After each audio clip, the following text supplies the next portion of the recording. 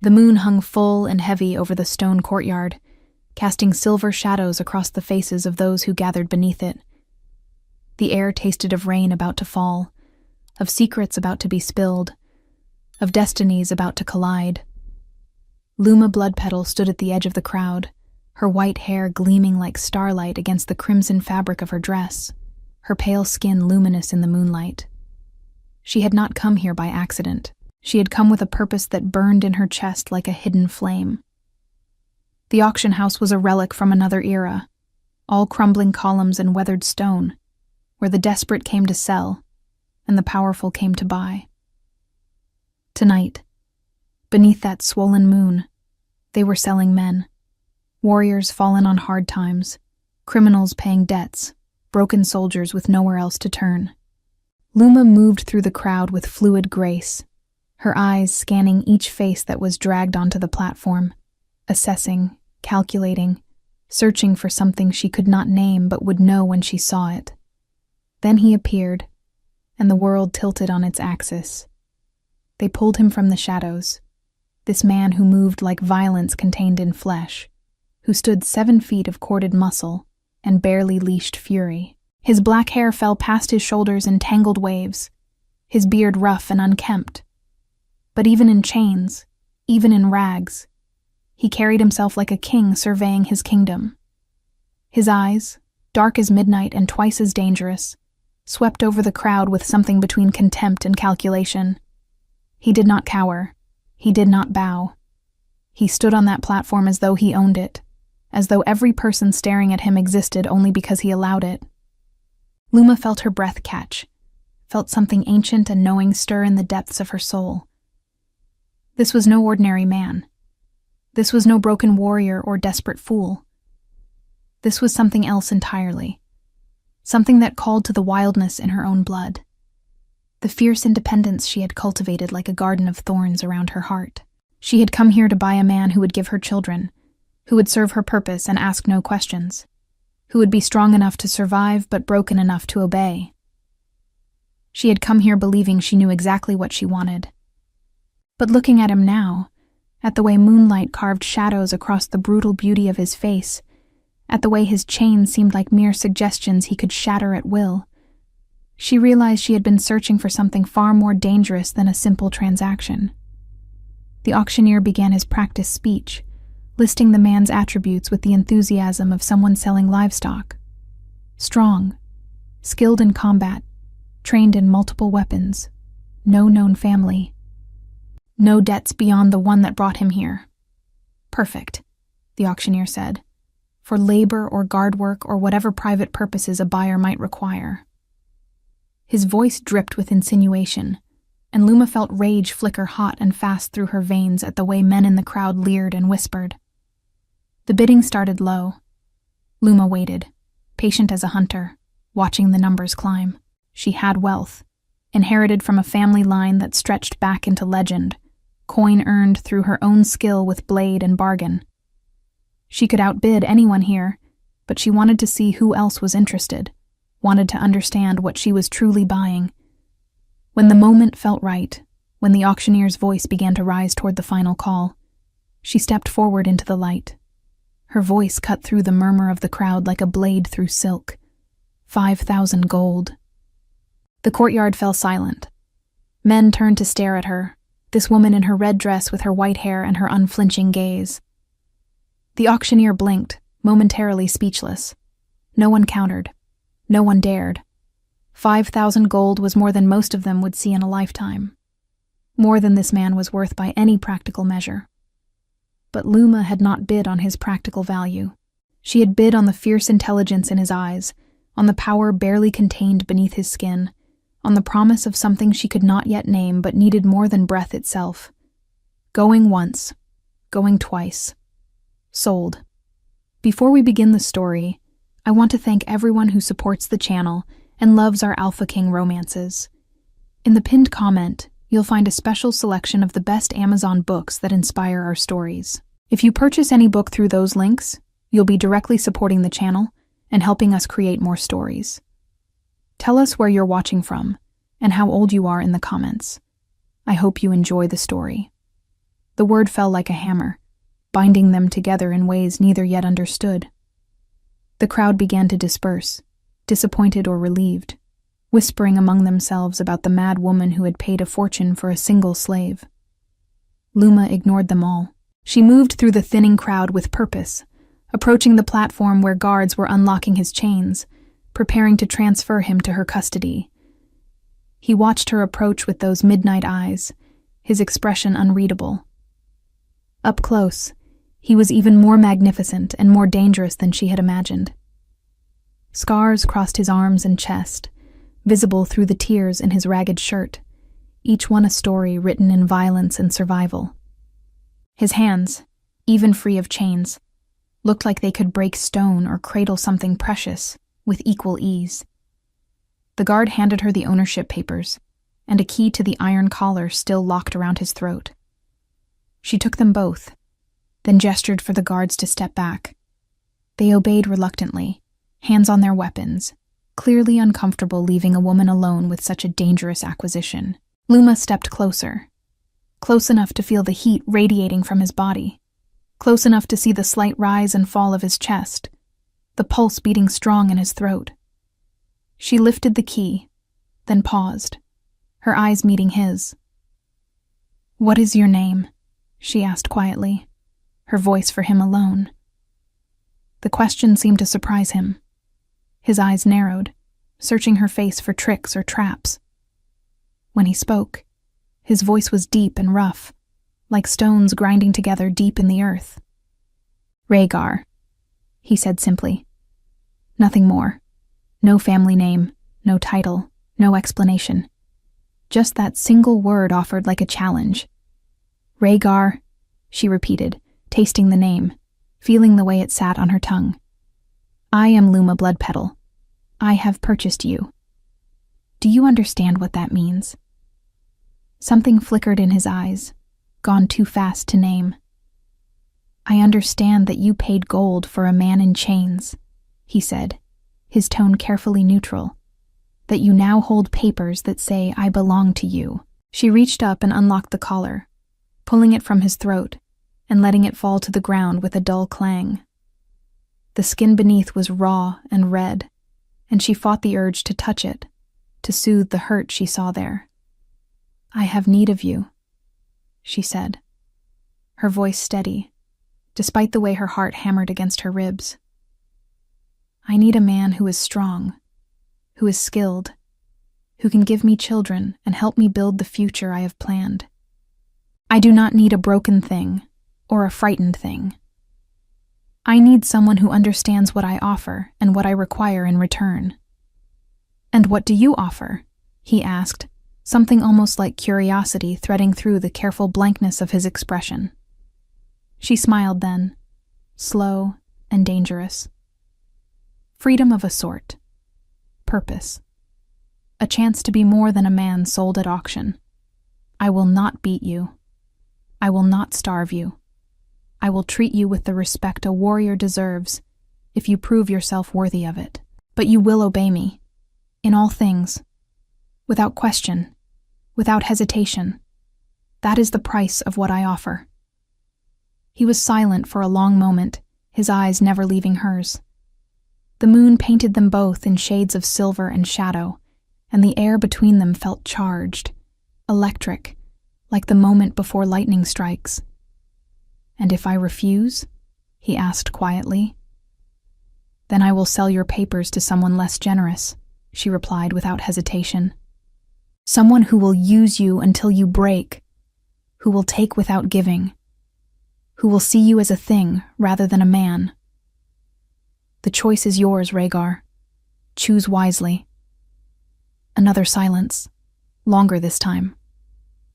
She could see the thoughts moving behind his eyes, the calculations and assessments. He was measuring her, just as she had measured him, trying to determine if her words were true or merely pretty lies designed to ensure compliance. Finally, he nodded once, sharp and decisive. "I accept your terms, Luma Bloodpetal. I will obey you." The words should have filled her with satisfaction, with triumph at having acquired exactly what she needed. Instead, she felt something else entirely, something that felt dangerously close to relief, to gratitude, to hope. She pushed the feeling down, buried it beneath the practical armor she had worn for so long. "Good," she said simply. "Come. We have a long journey ahead, and I would rather travel by moonlight than wait for dawn." She turned and began walking toward the edge of the courtyard, where her horse waited, not looking back to see if he followed. She did not need to. She could feel him behind her, could sense the weight of his presence like gravity pulling at her spine. When she reached her horse, she swung into the saddle with practiced ease, then looked down at him. "You will walk for now," she said, not unkindly. "Until I know you better, until trust is built between us. Tomorrow we will get you a horse of your own." He nodded, accepting this without protest, and fell into step beside her mount as she urged it forward.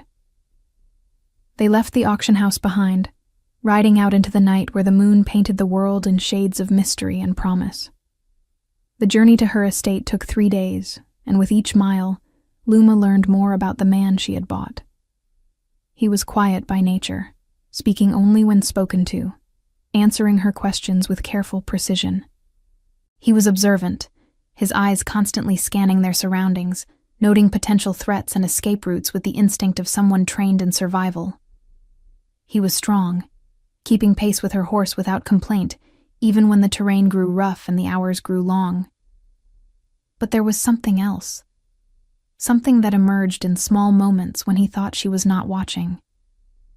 The way his hands would gentle when helping her dismount, careful not to grip too tight or startle. The way he positioned himself between her and any potential danger they encountered on the road. A merchant's cart that passed too close. A group of travelers who looked too interested in a woman traveling with only one companion. The way his eyes would sometimes lose their careful blankness and fill with something that looked like longing, like hunger, like dreams long denied. She found herself watching him in return, studying the way he moved, the economy of motion that spoke of deadly training and years of discipline. She noticed the scars that covered his body, some old and faded to white lines against his skin, others newer and still raised in red. Each one was a question she wanted to ask, a story she wanted to hear, but she held her tongue. Trust would come in time, or it would not come at all. Pushing would only drive him further behind the walls he had built around himself. On the second night, they made camp in a small clearing surrounded by ancient trees. Luma had brought supplies, including a bedroll for him and fresh clothes to replace his rags. She handed them to him without ceremony, then turned away to give him privacy while he changed. When she looked back, she caught her breath despite herself. Cleaned up, dressed in simple but well-made clothing that fit his frame, his hair pulled back from his face, he looked like something from legend. Like the heroes in old stories, warriors who could topple kingdoms or defend them with equal ease. The moonlight loved him, she thought, painted him in shades of silver and shadow that made him seem both more and less than human. He caught her staring and raised an eyebrow in question. She forced her expression back to neutrality, annoyed at herself for such an obvious reaction. "You clean up well," she said, her tone deliberately light. "Tomorrow we will reach my home. There are things you should know before we arrive." He settled onto his bedroll, his attention fully on her. She appreciated that about him, the way he listened with his whole being, missing nothing. "I live alone," she continued. "I have servants who come during the day, but they leave before nightfall. The estate is mine, inherited from my mother, who inherited it from hers, stretching back through generations of women who refuse to be bound by the expectations of others. We are of an old bloodline, one that carries certain gifts and certain burdens." He said nothing, waiting for her to continue. "I need you to give me children," she said bluntly, watching his face for a reaction. "Strong children who will carry on my line. That is the primary purpose I bought you for, but I need more than just a body to breed with. I need someone I can trust, Someone who will stand beside me. Someone who understands that power is not given but taken and held through strength and cunning. And if I give you these children, he asked quietly, what happens to me then? She had not expected the question, had not thought beyond the immediate need that had driven her to the auction. His words forced her to confront a future she had not yet planned. That depends, she said slowly, honestly, on who you prove to be, on whether you remain useful, on whether we can build something together that is worth maintaining. I make no promises beyond treating you fairly and giving you purpose. The rest we will discover as we go. He nodded, seeming to accept this answer. They fell silent then, the crackling of the fire the only sound between them. Luma found herself studying him again, wondering what thoughts moved behind those careful eyes, what dreams haunted him, what pain had brought him to that auction block. Sleep, she told him finally. Tomorrow will be a long day. He obeyed, settling back onto his bedroll and closing his eyes. But Luma lay awake for a long time, watching the stars wheel overhead, feeling the weight of what she had begun settling onto her shoulders like a cloak made of destiny and desire in equal measure. They reached her estate late the following afternoon, the sun hanging low and golden over the sprawling grounds. The house was beautiful in an austere way, all stone and dark wood, built to withstand time and siege in equal measure. Gardens surrounded it, carefully tended, full of rare flowers and herbs that grew nowhere else in the known world. The whole place felt separate from the ordinary world, protected by more than just walls and gates. Rhaegar said nothing as they approached, but she saw the way his eyes moved over everything, cataloging, assessing. She wondered what he saw when he looked at her home, whether he saw sanctuary or prison, possibility or trap. She showed him to his quarters, a room adjacent to her own, simply furnished but comfortable. There was a bed, a wardrobe, a window that looked out over the gardens. It was more than a slave had any right to expect, and she saw the flicker of surprise in his eyes before he controlled it. "This is yours," she said. "You may come and go as you please within the grounds, but you may not leave without my permission. In 1 week, I will come to you. We will begin the process of creating the children I need. Until then, rest, recover, learn the layout of the estate, make yourself at home." He turned to face her, and for a moment, the careful mask slipped, and she saw something raw and searching in his eyes. "Thank you," he said quietly, and the sincerity in his voice caught her off guard. She nodded, not trusting herself to speak, and left him there, closing the door behind her with a decisive click. Once alone in her own chamber, she let out a breath she had not realized she was holding and sank onto her bed, her mind spinning with thoughts she could not quite organize. What had she done? What was she beginning?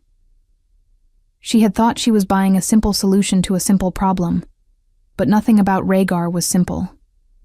He was a mystery wrapped in scars and silence, a storm barely contained beneath the surface of careful obedience, and she found herself wanting to know him, wanting to unravel the secrets he carried, wanting to see behind the walls he had built so carefully around himself. Dangerous, she thought. This was dangerous in ways she had not anticipated, but she had never been one to turn away from danger, had never chosen safety over possibility. Whatever came next, whatever unfolded between them, she would face it as she faced everything else in her life, with courage, with cunning, and with the absolute certainty that she would survive it. The week passed in strange tension. They circled each other like wary predators, learning rhythms and boundaries, building something that was not quite trust, but was heading in that direction.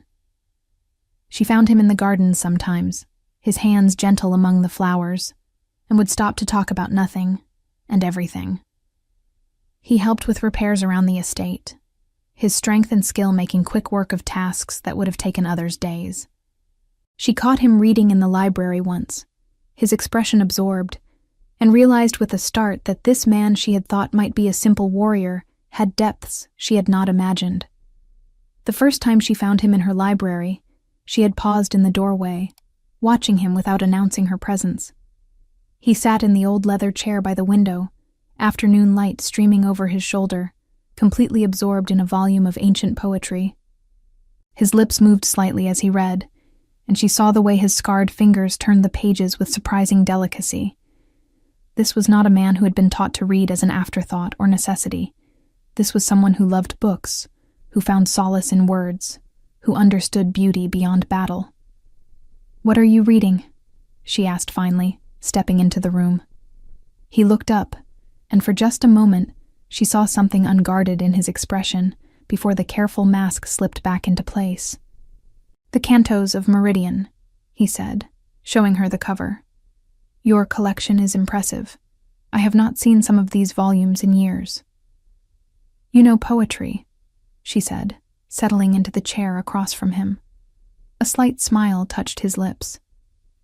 "My mother loved it," he said. "She would read to me every night when I was young. After she died, I continued the tradition, finding comfort in the rhythms and imagery. It seemed important to preserve that connection to her." Luma felt her heart twist at the vulnerability in his admission. "I am sorry for your loss," she said quietly. "My mother loved books as well. She built this library over decades, traveling to find rare volumes, copying manuscripts herself when she could not buy them. When she died, I promised I would protect it, expand it, honor what she created." They sat in comfortable silence for a time, the shared grief and love for their mothers creating a bridge between them.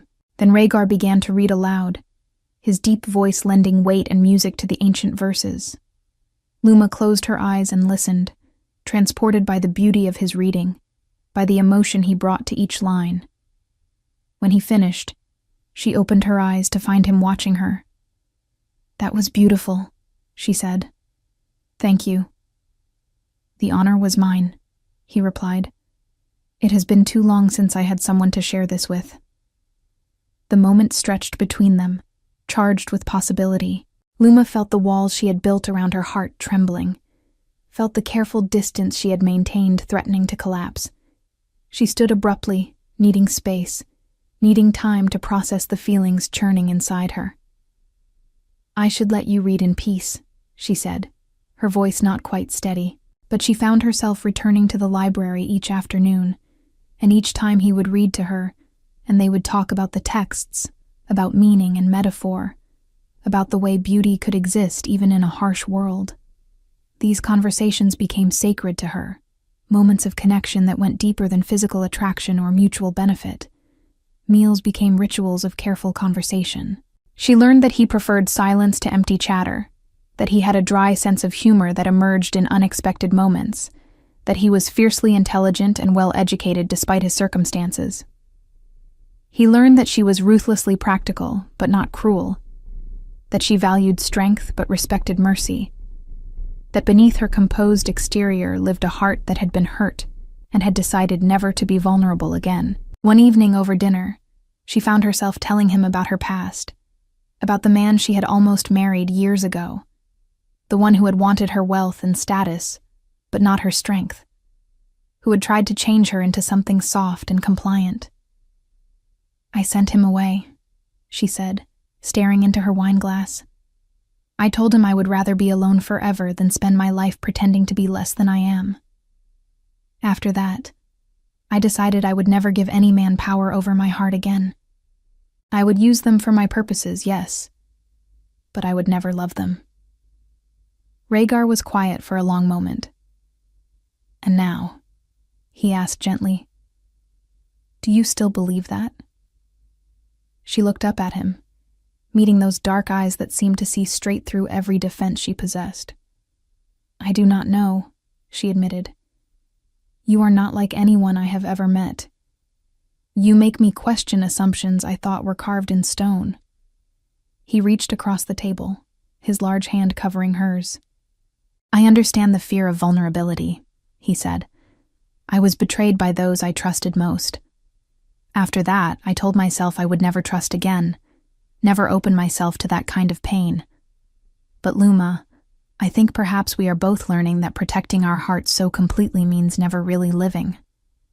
She turned her hand over, lacing her fingers through his.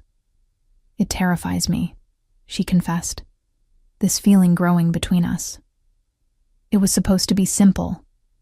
A transaction, children and security, and nothing more. But it is not simple anymore. No, he agreed. It is not.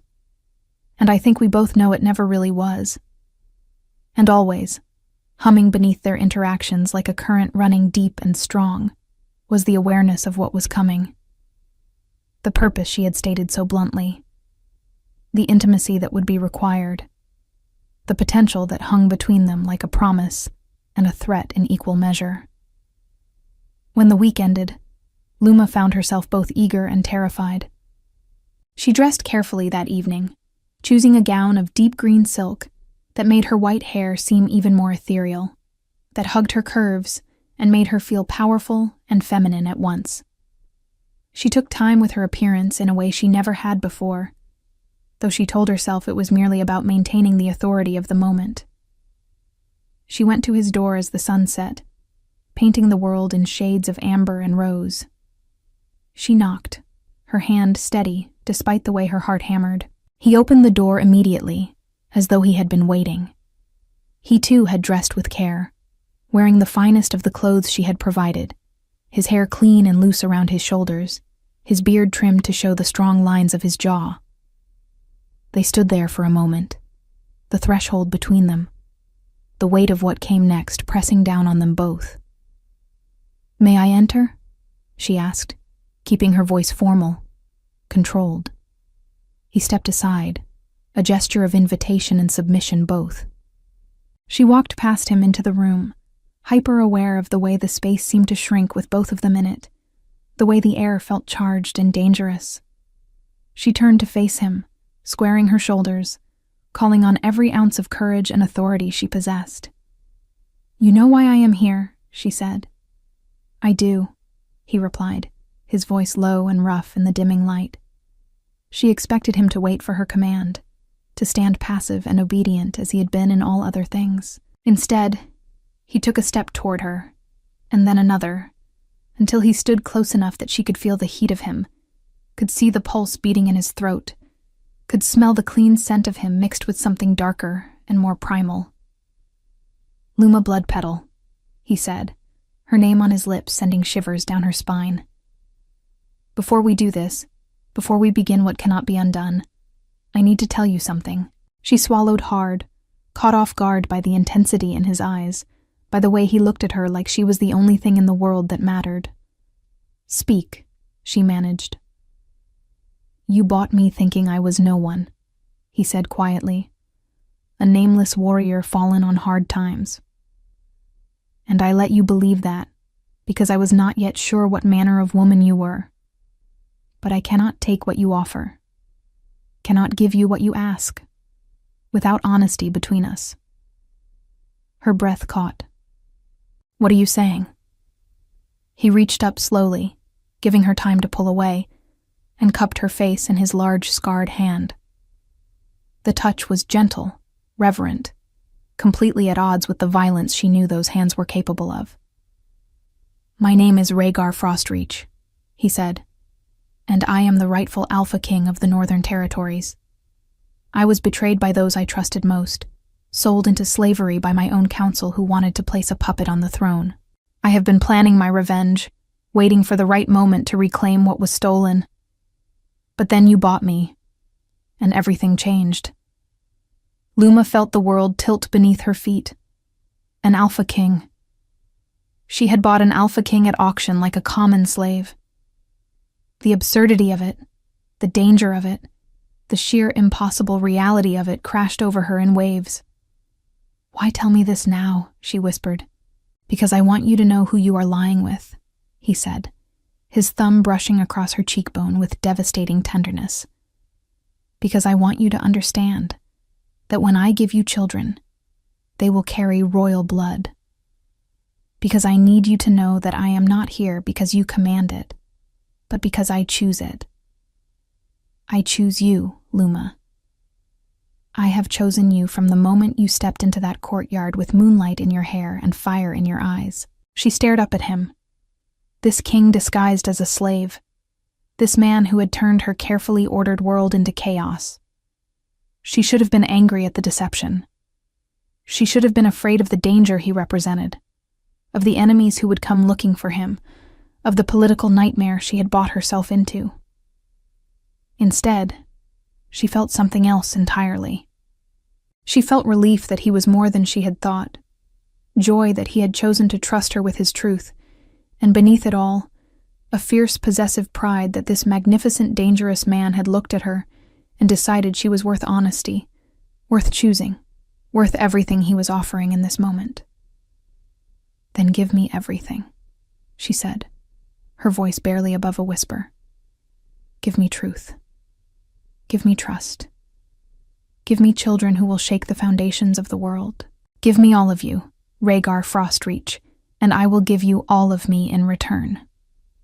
He smiled then, the first real smile she had seen from him, and it transformed his face from merely handsome to absolutely devastating. Then he kissed her, and the world fell away. What happened between them that night was beyond anything Luma had imagined. She had expected physical pleasure, perhaps even passion given the chemistry that had crackled between them all week.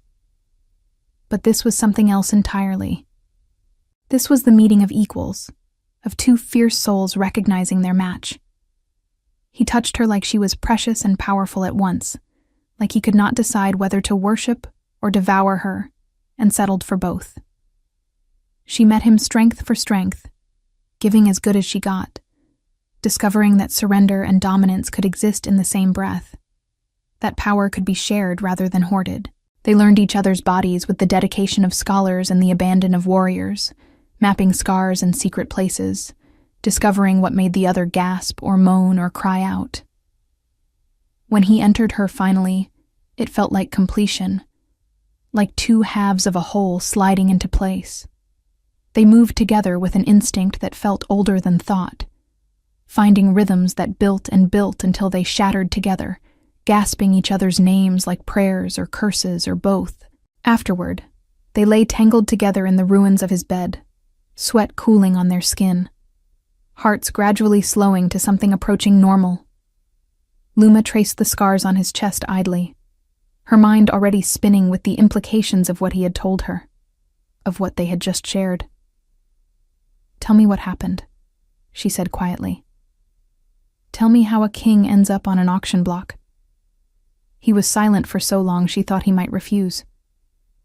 Then he began to speak, his voice low and rough with old pain. "I trusted the wrong people," he said simply. "My chief advisor, Marcus Coldsteel, and my captain of the guard, Thorn Ashenfell. I thought they were loyal. I thought their years of service meant something. But they were ambitious, and I was in their way. They arranged for me to be taken during a hunt, drugged and transported far from my lands. By the time I woke, I was already sold to a merchant who specialized in exotic acquisitions. From there, I changed hands several times, each sale taking me farther from home, making me harder to trace. I was beaten when I resisted, starved when I did not perform the tasks assigned. I learned to hide who I was, to play the part of a broken man, to wait for an opportunity. And then I came along," Luma said. "And then you came along?" he agreed. "You paid a fortune for me without question. You offered me dignity when I expected cruelty. You looked at me like I was a man rather than a thing, and I knew I had found either my salvation or my damnation." "Which do you think it is?" she asked. He pulled her closer, pressing a kiss to her forehead. "I think it might be both," he said. "I think you might be the most dangerous thing that has ever happened to me." She smiled against his chest. "Good," she said. "I would hate to be predictable."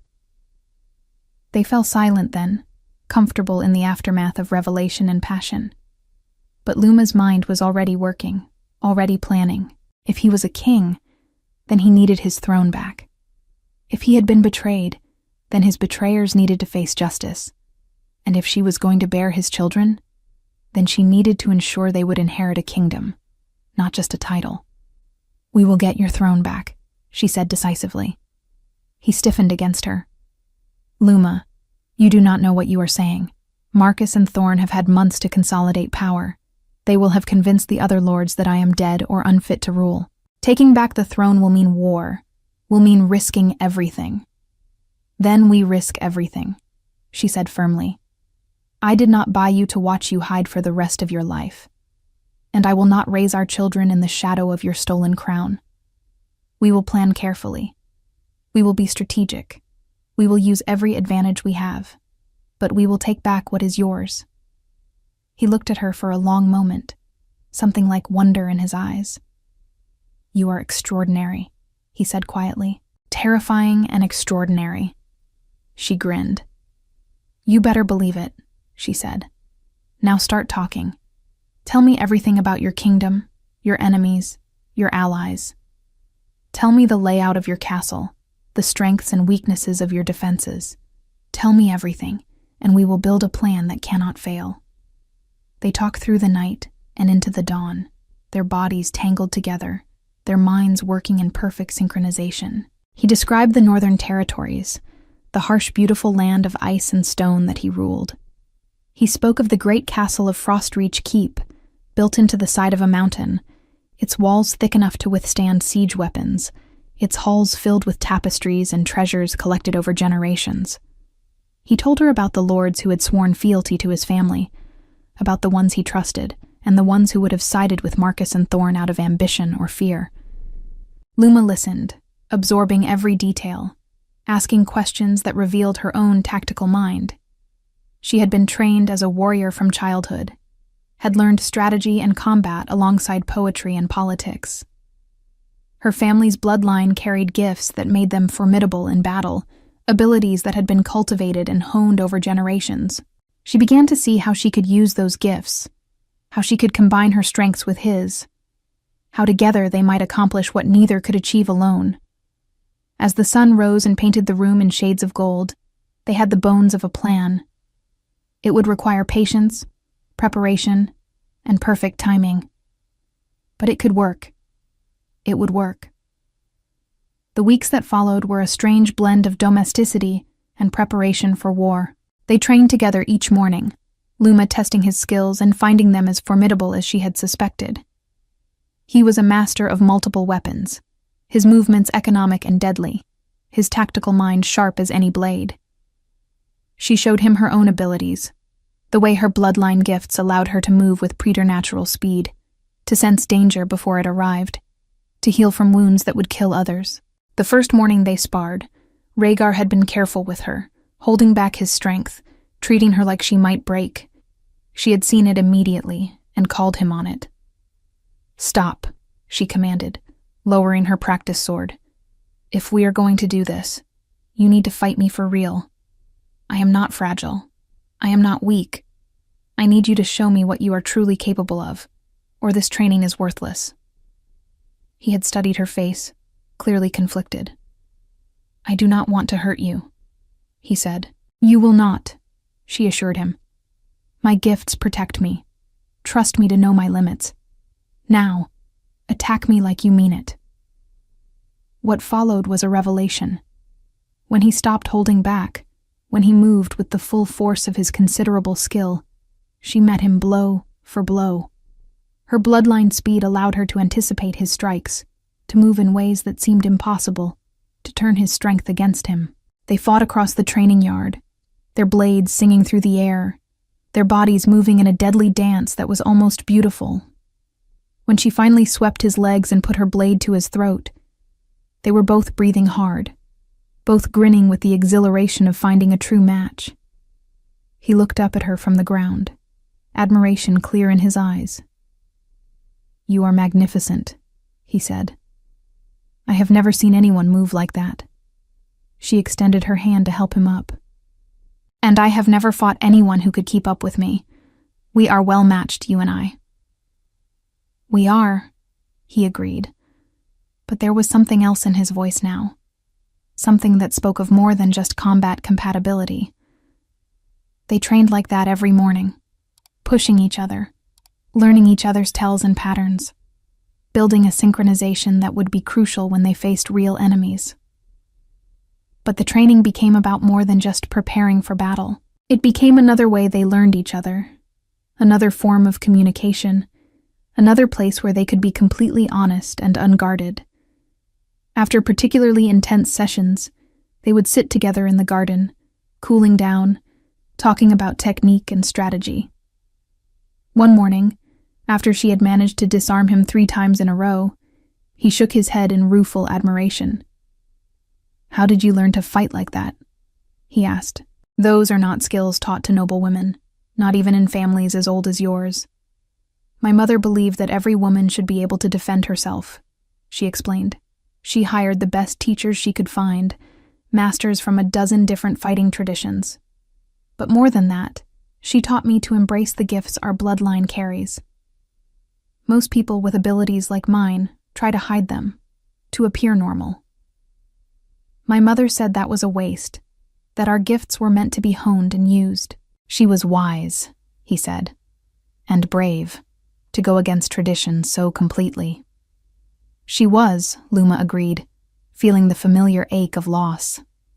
"She died defending these lands from raiders when I was 17. She could have fled, could have saved herself, but she chose to stand and fight, to protect those who depended on her. I try to honor that choice every day." Rhaegar reached over and took her hand. "She would be proud of you," he said quietly, "of the woman you have become, of the strength you carry so well." The words settled into her heart, healing old wounds she had not realized still hurt. "Thank you," she whispered. They sat in comfortable silence, hands linked, watching the sun climb higher in the sky. Luma realized with a start that she had never felt this comfortable with anyone, this seen and accepted. It should have frightened her.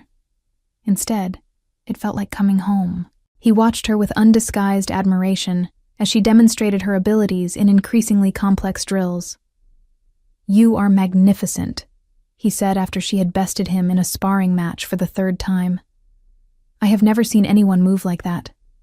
She grinned, wiping sweat from her brow. "My mother used to say our blood was touched by something ancient, something that predated kingdoms and crowns. I never knew if it was true or just a pretty story, but the gifts are real enough." "They are indeed," he agreed, pulling her close, despite both being sweaty and disheveled. "Our children will be unstoppable." The mention of children made her heart skip. They had made love countless times since that first night, their passion for each other only growing stronger with familiarity. But it was too soon to know if she had conceived, too soon to count on anything beyond the present moment. "One step at a time," she said, but she could not keep the warmth from her voice. In the afternoons, they planned. Rhaegar drew maps of his kingdom, marking allies and enemies, strategic points and vulnerable locations. Luma studied them until she could have walked the halls of Frostreach Keep blindfolded. They discussed various approaches, discarding ones that were too risky or too dependent on variables they could not control. Slowly, carefully, they refined their strategy. The castle of Frostreach Keep had one weakness, a series of old tunnels that ran beneath it, built centuries ago as escape routes in case of siege. The entrances had been sealed over the years, but Rhaegar knew of one that remained accessible, hidden in the forest several miles from the keep. If they could reach it undetected, they could infiltrate the castle, locate Marcus and Thorne, and capture them before their guards could respond. With the traitors in custody, Rhaegar could reveal himself to the gathered lords and reclaim his throne. It was risky. It required them both to be at their physical peak, to coordinate perfectly, to trust each other absolutely. But it was possible. It could work. As they prepared, Luma noticed changes in her body, a sensitivity in her breasts, a slight nausea in the mornings, a fatigue that came on unexpectedly. She said nothing at first, wanting to be sure, not wanting to hope too much. But when her monthly bleeding failed to arrive, when the signs became too obvious to ignore, she finally allowed herself to believe. She told him one evening as they sat in the garden, the setting sun painting the flowers in shades of fire. He had been talking about the loyalty oaths the Northern Lord swore, but she interrupted him mid-sentence. "Rhaegar," she said quietly, "I am pregnant." He went completely still, his eyes widening, his expression shifting through a dozen emotions too fast to track. "You are certain?" "As certain as I can be without a healer's confirmation," she said. "All the signs are there." For a moment, he simply stared at her. Then he moved, pulling her into his arms with a gentleness that contrasted sharply with his size and strength. "A child," he whispered against her hair. "Our child." She felt tears prick her eyes, unexpected and unwelcome. She was not one for crying. Had learned long ago that tears solved nothing and changed nothing. But something about the reverence in his voice, the joy mixed with fierce protectiveness, broke through her carefully maintained control. "Our child," she agreed. "The first of our line, the beginning of something new." He pulled back enough to look at her face, his own expression serious. "This changes things," he said. "I cannot ask you to risk yourself and the baby on this mission. We should wait until after the birth." "Absolutely not," she said firmly. "I am pregnant, not fragile. My abilities will protect me and the child both. And besides, time is not our friend. The longer Marcus and Thorne have to consolidate power, the harder they will be to unseat. We move forward as planned." "Luma," he began, but she cut him off with a look. "I did not buy you to protect me from the world," she said. "I bought you to stand beside me as we face it together. Do not start treating me like I am made of glass simply because I am carrying your child. Trust me to know my own capabilities." He studied her face for a long moment, then nodded slowly.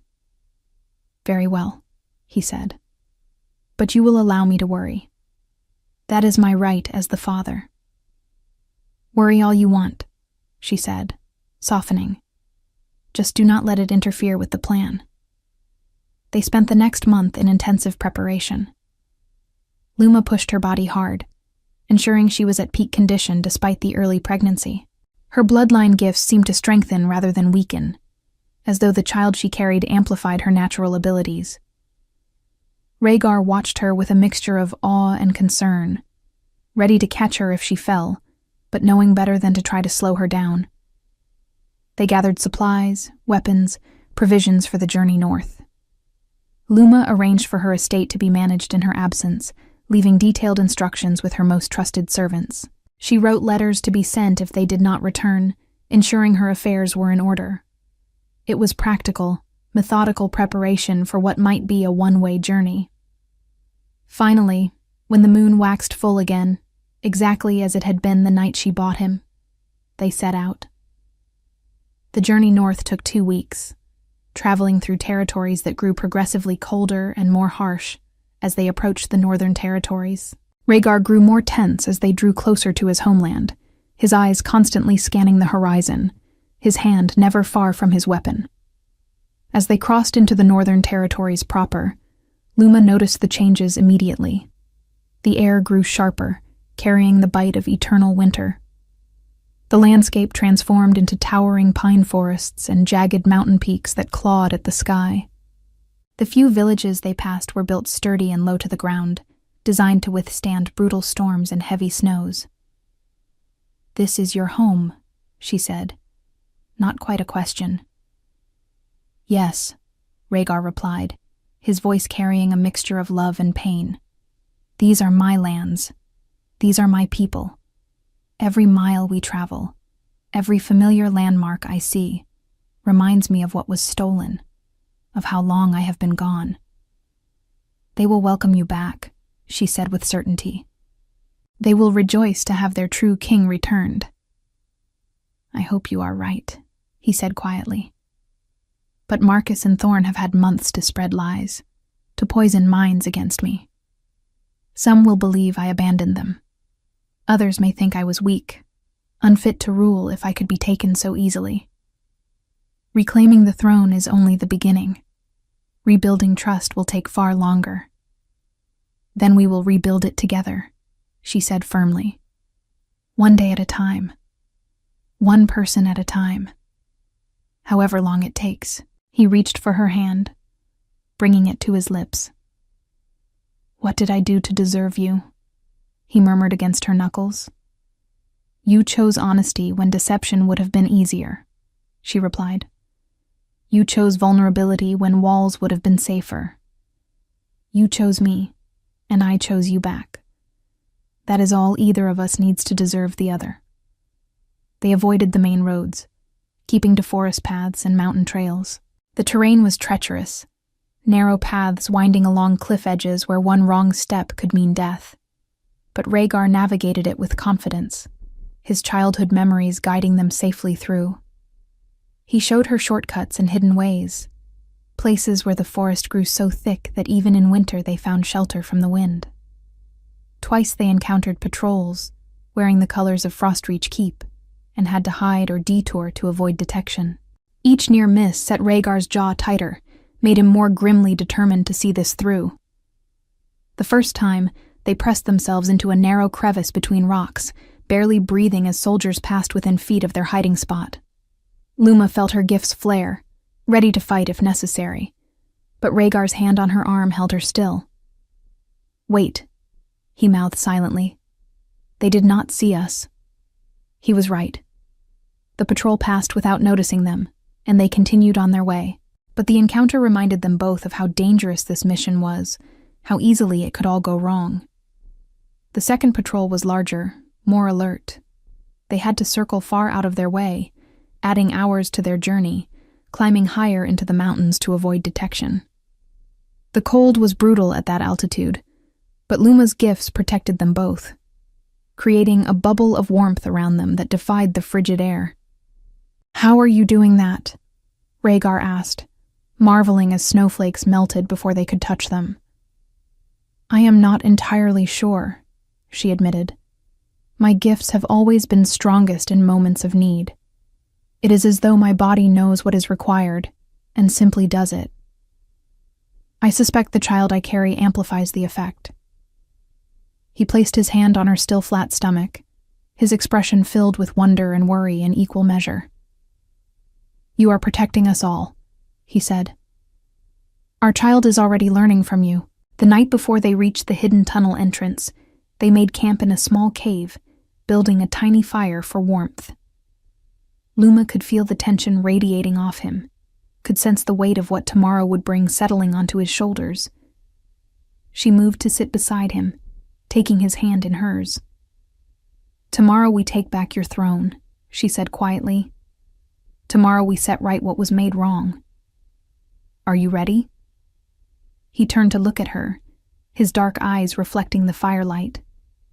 I am terrified, he admitted. Terrified that I will fail. Terrified that you will be hurt. Terrified that our child will never know their father because I am not strong enough or fast enough or clever enough to win. She squeezed his hand. I understand fear, she said. But I have learned that fear is only useful if it makes you sharper, more focused. Let it drive you forward, not hold you back. Besides, you are not alone in this. We face it together, and together we are stronger than either of us alone. He studied her face in the flickering firelight. How can you be so certain? He asked. How can you have such faith in us when we are walking into the heart of enemy territory, with no backup and no guarantee of success? Because I know what we are capable of, she replied. I have fought beside you. I have seen your strength, your intelligence, your determination. And I know my own capabilities. More than that, I know that some things are simply meant to be. We were meant to find each other. We were meant to stand together. And we are meant to reclaim what is rightfully yours. I feel it in my bones, in my blood, in the very core of who I am. He raised her hand to his lips, pressing a kiss to her knuckles. "How did I get so lucky as to find you?" he asked. "Luck had nothing to do with it," she replied. "Destiny brought us together. That moon that hung full over the auction house, the impulse that made me bid on you, the truth that you chose to share. All of it was meant to happen. We were meant to find each other." "You truly believe that?" he asked.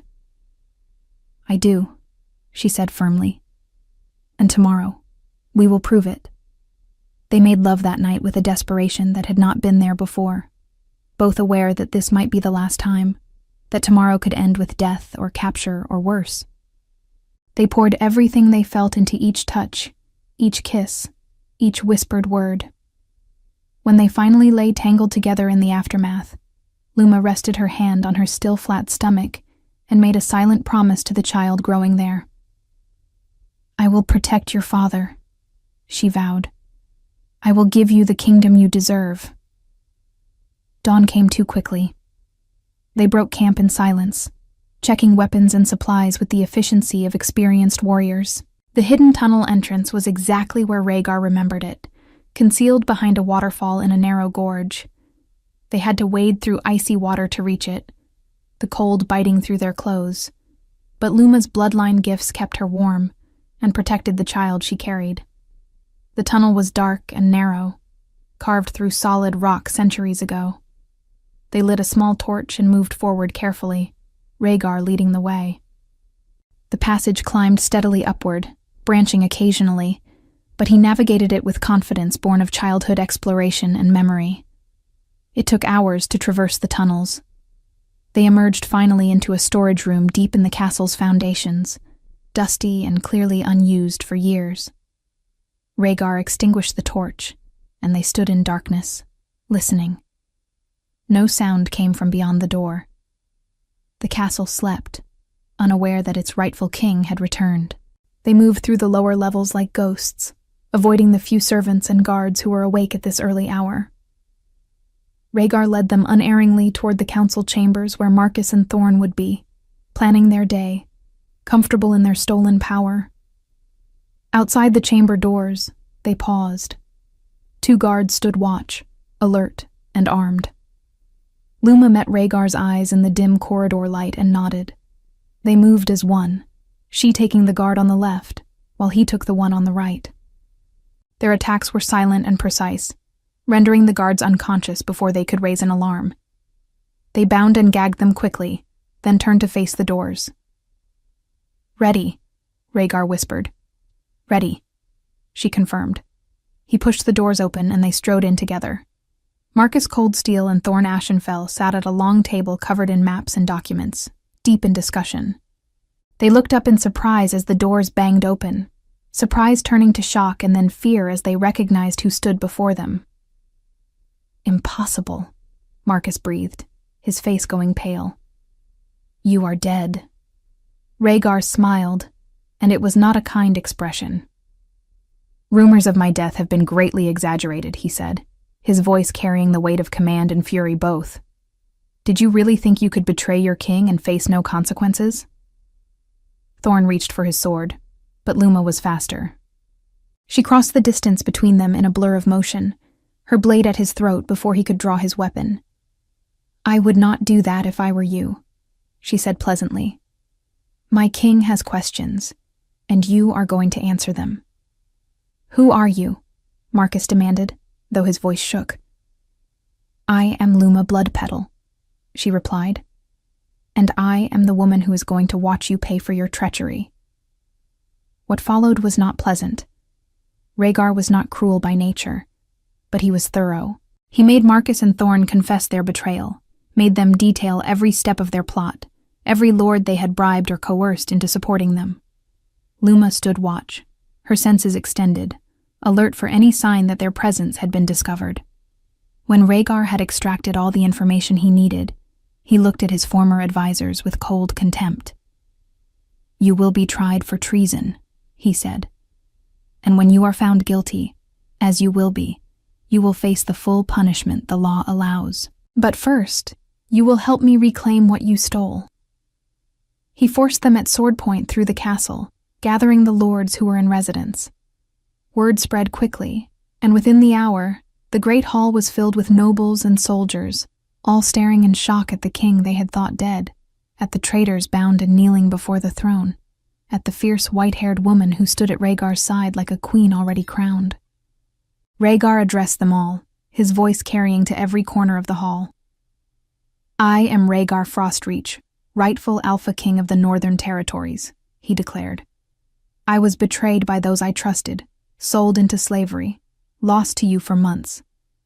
But I have returned, and I bring with me proof of the treachery that sought to steal your loyalty and your lands." He presented the evidence, the confessions, the documents proving the extent of Marcus and Thorne's deception. The gathered lords listened in growing horror and anger, many of them having suspected something was wrong, but lacking proof to act on their suspicions. When Rhaegar finished, he looked out over the assembly. "I claim my throne by right of blood and conquest both," he said. "But I will not rule as I did before. I was too trusting, too naive, too willing to believe the best of those around me. That changes now. I return to you as a king who has been tested and tempered, who has learned the cost of misplaced faith. And I return with a queen at my side." He turned to Luma, extending his hand. She took it, stepping forward to stand beside him. "This is Luma Bloodpetal," he said. "She found me when I was lost. She believed in me when I had forgotten how to believe in myself. She carries my child, the heir to this kingdom, and she will rule beside me as my equal in all things." The hall erupted in cheers and shouts, the lords banging their fists on tables, the soldiers stamping their feet in approval. Luma felt the weight of their acceptance settle over her like a crown, heavy and precious, and more than she had ever imagined wanting. Rhaegar leaned close, speaking for her ears alone. "Thank you," he said. "For everything. For seeing me when I was invisible. For choosing me when you could have chosen anyone. For standing with me even when it meant risking everything." She turned to face him fully, rising on her toes to press a kiss to his lips, heedless of the hundreds of eyes watching. "I would choose you 1,000,000 times over," she whispered against his mouth. "In every lifetime, in every world. You are mine, Rhaegar Frostreach, and I am yours." The trial of Marcus Coldsteel and Thorne Ashenfell was swift and decisive. The evidence was overwhelming, their guilt undeniable. They were sentenced to death for treason. The sentence carried out in the courtyard of Frostreach Keep, 3 days after Rhaegar's return. Luma stood beside him as they watched justice done, her hand in his, both of them solemn with the weight of what had been necessary. "It is finished," Rhaegar said, as the last of his betrayers fell. "Now we can truly begin." The following months were a whirlwind of activity. Rhaegar worked to rebuild trust with his lords, to undo the damage Marcus and Thorne had done, to establish new protocols and protections to prevent such betrayal from happening again.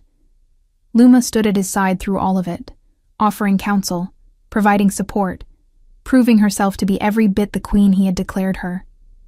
She was fierce in counsel, her sharp mind cutting through political maneuvering and false courtesy to reach the heart of every issue.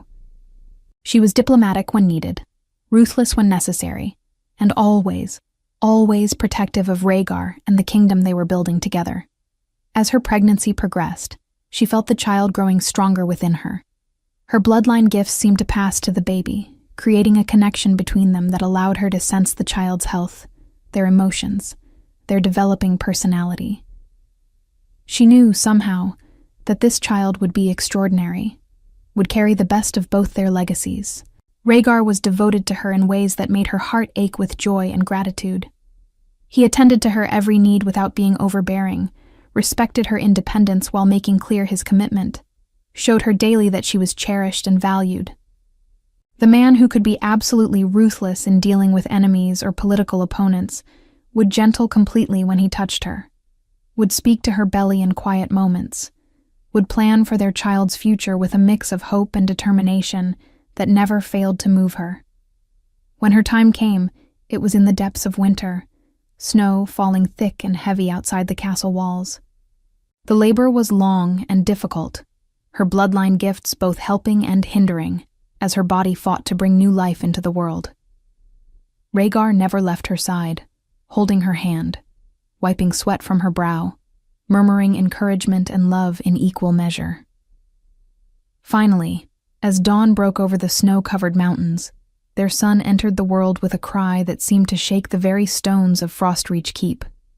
He was perfect, small and red-faced, and absolutely perfect. Rhaegar wept as he held his son for the first time, this fierce king reduced to tears by the miracle of new life. "He is beautiful," Rhaegar whispered. "He is everything. He is ours," Luma replied, exhausted but glowing with triumph. "Our son, our heir, our future." They named him Aldrich, which meant wise ruler in the old tongue. And as Luma recovered and Aldrich grew, it became clear that he had inherited gifts from both his parents. He was strong like his father, fierce and determined even as an infant. But he also carried Luma's bloodline abilities, showing signs of the preternatural speed and healing that marked her family. The kingdom celebrated the birth of their prince with festivals that lasted for days. Gifts poured in from every corner of the realm and beyond. Lords came to swear fealty not just to their king but to his queen and heir. Frostreach Keep rang with joy and hope, with the sense that something new and good had begun. But Luma and Rhaegar were not content with just one child. They wanted a family, wanted siblings for Aldrich, wanted to ensure their line was secure. So when Aldrich was a year old, Luma found herself pregnant again.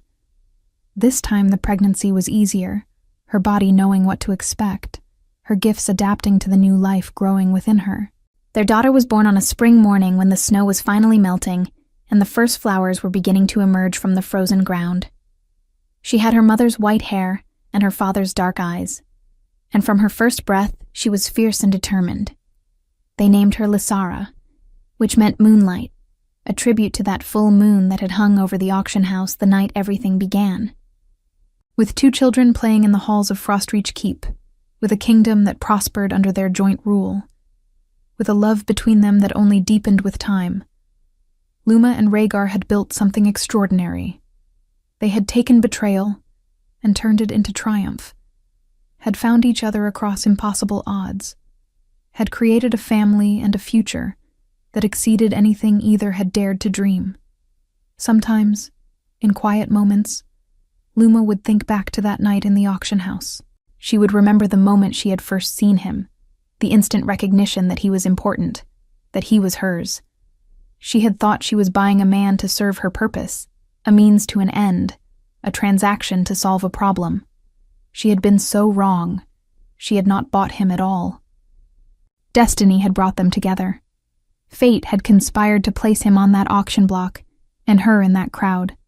And what had seemed like a purchase was actually a collision of souls that had been seeking each other across time and distance. "You will obey me," she had told him that first night, not knowing she was speaking to a king, not understanding that his obedience was actually a choice, a gift, an act of trust that would change everything.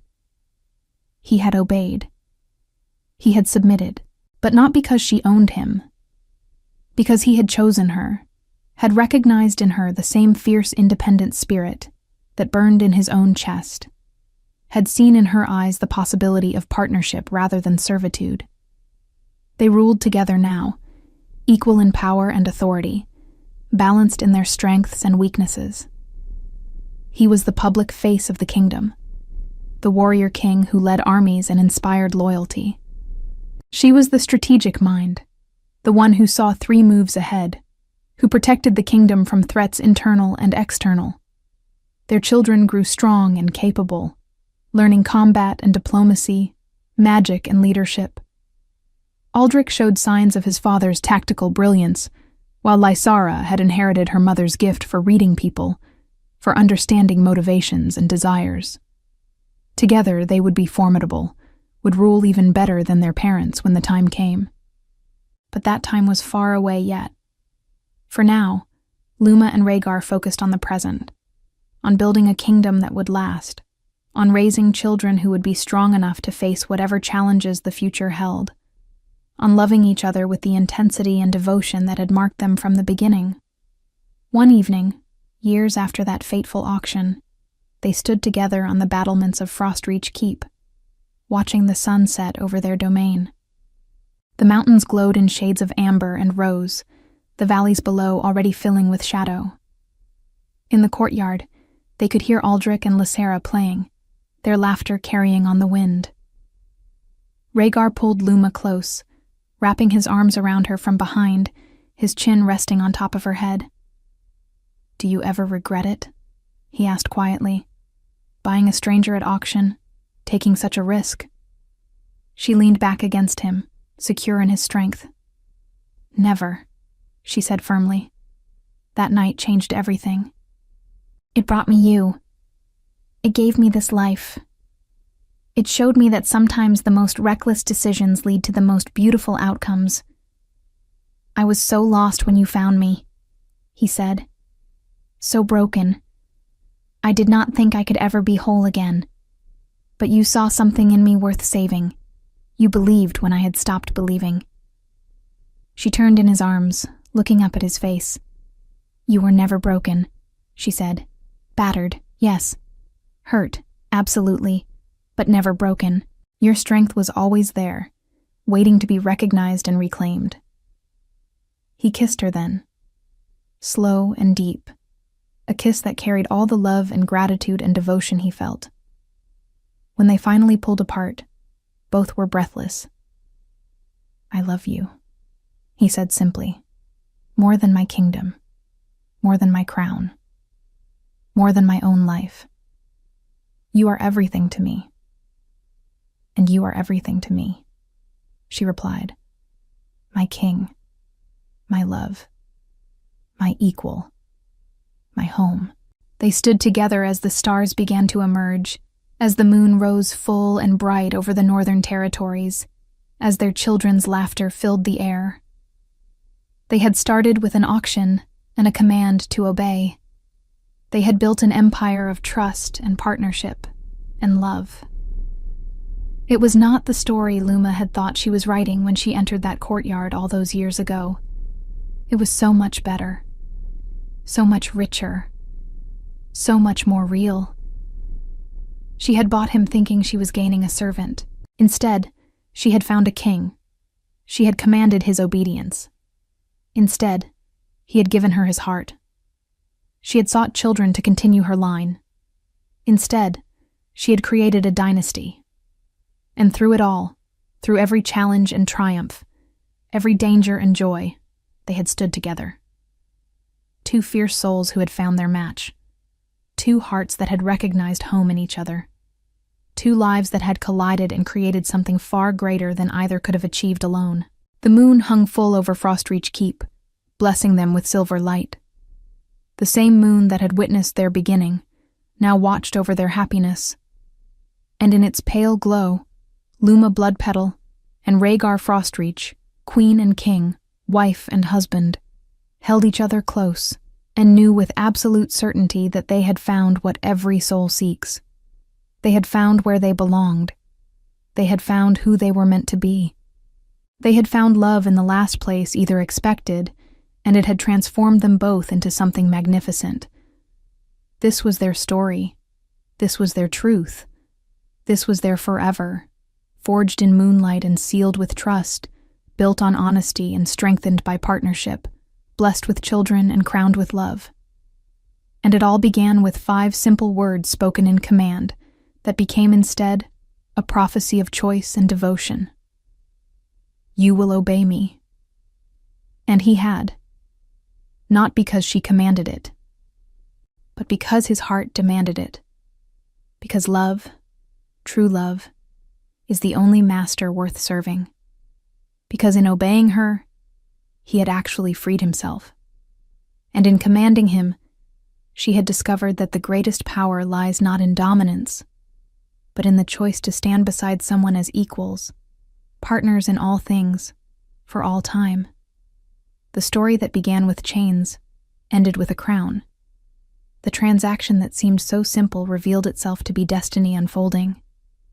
The woman who bought a man discovered a king. The king who submitted to her command found his queen. And they lived, loved, fought, and ruled together, two halves of one whole, until the end of their days and beyond, leaving behind a legacy of strength, wisdom, courage, and above all, a love that changed the very fabric of their world. This was how a kingdom was saved. This was how a family was forged. This was how two souls, battered by circumstance and hardened by pain, found in each other the courage to be soft again, to be vulnerable again, to believe again. This was their happily ever after, earned through trial and sealed with trust, as real and solid as the stone walls of Frostreach Keep, as eternal as the mountains that surrounded it, as bright and constant as the full moon that had witnessed it all. And every year, on the anniversary of that fateful auction, they would stand together beneath the full moon and remember the beginning, honor the journey, celebrate the love that had carried them through everything, and give thanks for the destiny that had brought them together against all odds. "You will obey me," she had said, and he had answered with his life, his love, his loyalty, and his whole heart. Yes, always, forever. We'd love to hear your thoughts on this beautiful love story. Let us know what you thought of this tale full of emotions and surprises. Tell us your name, where you're watching from, and rate this story from 0 to 10 if it touched your heart. And if you enjoyed the plot, don't forget to leave a like and subscribe to the channel so you don't miss the amazing new stories coming soon. See you next time.